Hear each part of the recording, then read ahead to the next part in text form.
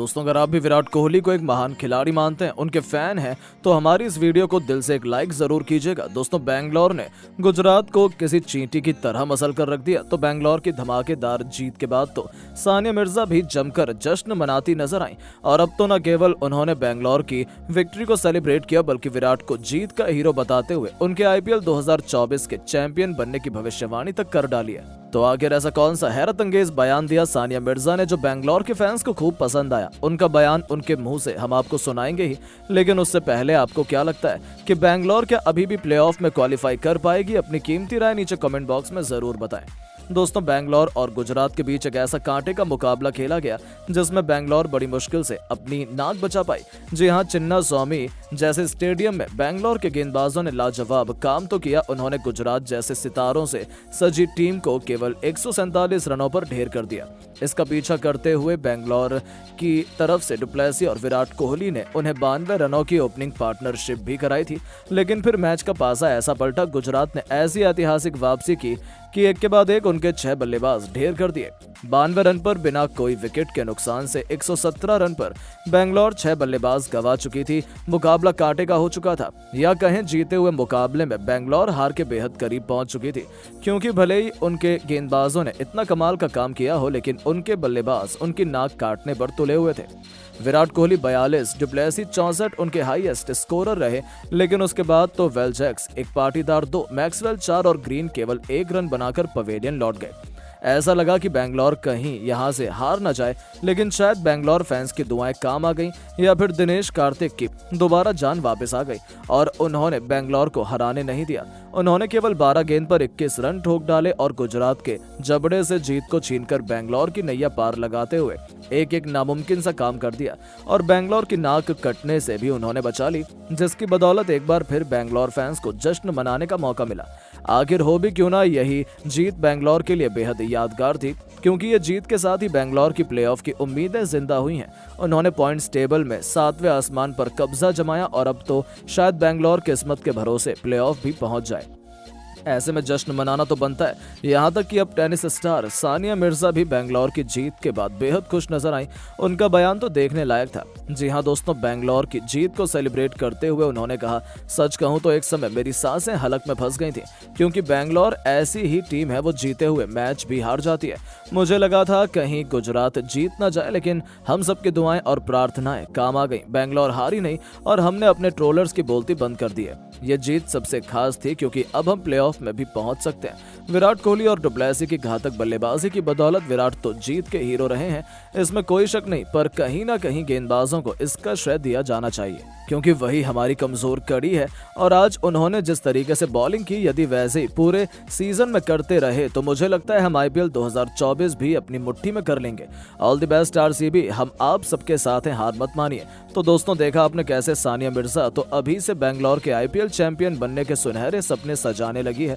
दोस्तों, करो या मरो के मुकाबले में बेंगलोर ने मचाया ऐसा तहलका, चिन्नास्वामी के मैदान पर गुजरात को रुलाए हैं खून के आंसू। तो आखिर कैसे सिराज और यश दयाल की कातिलाना गेंदबाजी के आगे ताश के पत्तों की तरह बिखर गया गुजरात का गेंदबाजी क्रम? आखिर कैसे महज 147 रनों पर ही बेंगलोर ने किया गुजरात को घुटने टेकने पर मजबूर? इतने छोटे से लक्ष्य का पीछा करते हुए कैसे कोहली और डुप्लेसी ने अपने बल्ले से मचाया हाहाकार कि गेंद और बल्ले के बीच हुए जबरदस्त घमासान ने आखिर कैसे लोगों को दांतों तले उंगलियां दबाने पर मजबूर किया? उसकी पूरी हाईलाइट तो हम आपको दिखाएंगे ही, लेकिन उससे पहले आपको क्या लगता है कि बेंगलोर और गुजरात में कौन सी क्रिकेट टीम करेगी प्लेऑफ में क्वालिफाई? अपनी कीमती राय नीचे कमेंट बॉक्स में जरूर बताएं।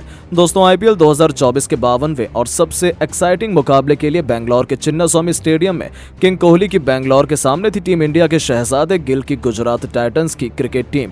ये रोमांचक मुकाबला दोनों टीमों की प्लेऑफ की उम्मीदों को जिंदा रखने के लिए बेहद इंपॉर्टेंट था। तभी तो इस मुकाबले की शुरुआत से पहले जब टॉस के लिए सिक्का उछाला गया, तब टॉस के बॉस बने बेंगलोर के कप्तान फाफ डुप्लेसी और उन्होंने पहले गुजरात को बल्लेबाजी करने का न्योता दिया।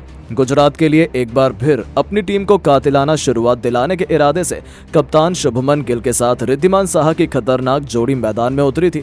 लेकिन शुरुआत तो बेंगलोर ने ऐसी की कि मानो वो आईपीएल की नंबर 1 टीम हो। दूसरा ही ओवर लेकर आए मोहम्मद सिराज ने अपनी लाजवाब गेंद से साहा को विकेट कीपर दिनेश कार्तिक के हाथों कैच आउट करवाकर अपनी टीम को पहली सफलता दिलाई, जहां रिद्धिमान साहा 7 गेंद बर्बाद कर गए और केवल 1 रन वो अपने बल्ले से जोड़ पाए थे। अब नंबर 3 के पायदान पर बल्लेबाजी से गदर मचाने के लिए साई सुदर्शन को भेजा गया था, लेकिन 2 ओवर में गुजरात केवल 3 रन बना पाई थी। ऐसा लग रहा था कि बेंगलोर के गेंदबाज गेंदें नहीं बल्कि आग के गोले बरसा रहे हैं। उनकी पारी कछुए से भी धीमी रफ्तार से आगे बढ़ रही थी।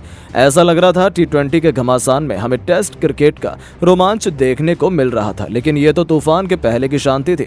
फिर जो हुआ उसे गुजरात कभी नहीं भूल पाएगी। चौथे ओवर में शुभमन गिल ने मोहम्मद सिराज को बड़ा शॉट खेला, लेकिन बाउंड्री पर खड़े फील्डर ने उनका आसान सा कैच लपक कर गुजरात को 440 वोल्ट का झटका दिया था, जहां केवल 10 रन स्कोर बोर्ड पर बने थे और उनके दोनों ओपनर पवेलियन की शोभा बढ़ाने लौट चुके थे। हालांकि नंबर 4 के पायदान पर बल्लेबाजी करने उतरे शाहरुख खान ने आते ही मैदान को चीरते हुए खतरनाक अंदाज लगाकर अपना तेवर दिखा दिए। 4 ओवर में बेंगलोर ने 14 रन 2 विकेट के नुकसान पर बनाए थे, लेकिन पावर प्ले की आखिरी ओवर लेकर आए कैमरन ग्रीन ने इस बार साई सुदर्शन को अपने जाल में फंसाया, जिनका आसान सा कैच किंग कोहली ने लपका और गुजरात की पारी की कमर तोड़कर रख दी थी। साई सुदर्शन भी केवल 14 गेंदें बर्बाद करने के बाद 6 रन बना पाए और चिन्नास्वामी के मैदान पर बेंगलोर के नारों से गुजरात का दिल दहला जा रहा था। गुजरात खेमे में मातम का माहौल था, क्योंकि 19 रन ही बने थे और उनके 3 बल्लेबाज पवेलियन लौट गए थे। इससे बुरा और क्या हो सकता है। अब मैदान पर शाहरुख खान के साथ डेविड मिलर की जोड़ी मौजूद थी, जिन्होंने आते ही एक बार फिर पावर प्ले की आखिरी गेंद पर चौका लगाया और 6 ओवर में गुजरात को 23 रनों तक पहुंचाया। लेकिन यह 2024 आईपीएल का सबसे खराब स्कोर था, यानी कि गुजरात अभी से एक शर्मनाक हार की तरफ बढ़ने लगी थी। अब इन दोनों के कंधों पर अपनी टीम को जबरदस्त वापसी करवाने की जिम्मेदारी थी और इन दोनों ने इस अंदाज में बल्लेबाजी करनी भी शुरू कर दी।